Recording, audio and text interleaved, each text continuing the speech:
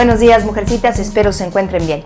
Hoy platicaré acerca del enojo contra Dios, porque existen muchas personas que están enojadas con Él y que lo culpabilizan por muchas cosas, ya sea por lo que vivieron o por lo que están viviendo. No importa si van a la iglesia o no, si se creen religiosas o si de plano se volvieron agnósticas.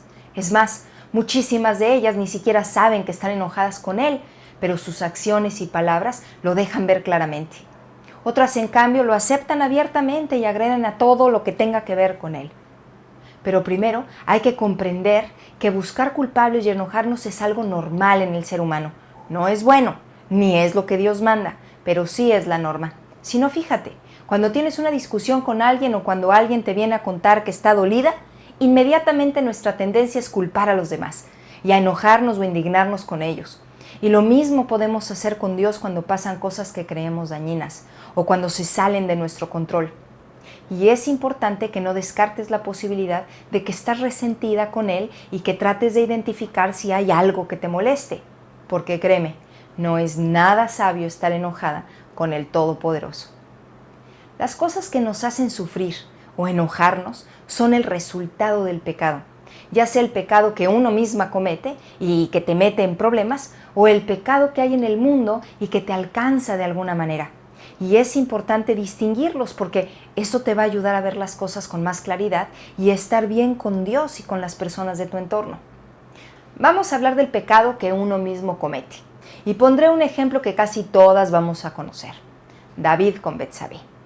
Ahí está el rey David despertándose a la mitad del día cuando ve por la ventana a Betsabé desnuda y la desea.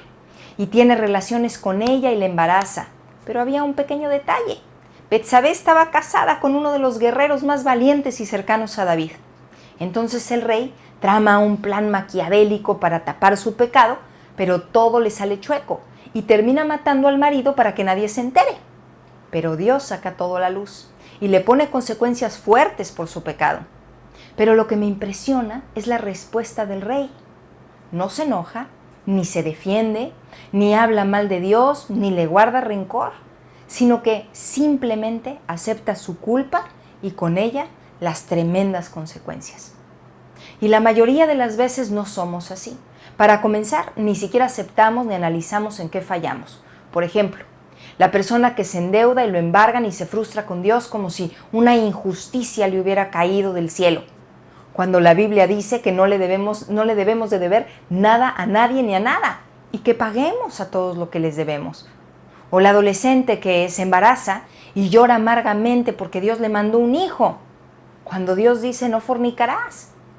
O la mamá que se la pasa quejándose por el horrible hijo que Dios le mandó cuando nunca le hizo caso al versículo que dice: la vara y la corrección dan sabiduría, mas el muchacho consentido avergonzará a su madre.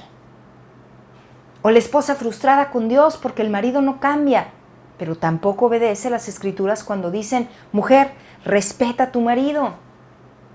Proverbio 19:3. La insensatez, o la necedad o imprudencia, del hombre tuerce su camino, y luego contra Jehová se irrita su corazón.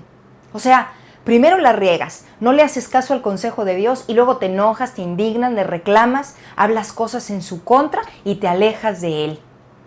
Y te alejas de Él porque tienes que vivir tus consecuencias. ¿No suena eso incongruente? Ahora, Dios no es un padre terrenal al que le podemos hacer una carita linda para que se arrepienta de darnos nuestras consecuencias. Lo hemos visto varias veces en el estudio de Proverbios. Dios al que ama disciplina, porque sabe que solo así aprenderemos a obedecer. Nos perdona y nos sigue amando, como en el caso de David, pero aún así nos deja experimentar las consecuencias de nuestras fallas, de nuestras acciones. Ahora, ¿qué pasa cuando no es tu pecado el que te ha alcanzado, sino el pecado de alguien más? Ahí las cosas pueden verse un poquito diferentes porque quizás pensemos que tenemos el derecho de reclamar y de enojarnos en contra de Dios. Miren, si alguien en el mundo ha experimentado la consecuencia del pecado del hombre, es Cristo. Y sin embargo, jamás se enojó, ni reclamó, ni se molestó en contra de Dios. Al contrario, aceptó su voluntad, confiando en que Dios sabía lo que hacía.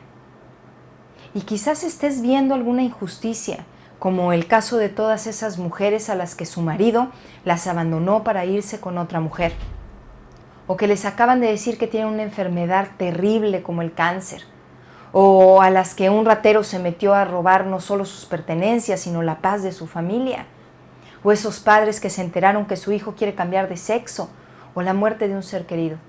En fin, hay tantísimas cosas que parecen justificar nuestro enojo y desprecio hacia Dios y que nos hacen llenarnos de amargura y de coraje, y volvemos a caer en el versículo que acabamos de leer.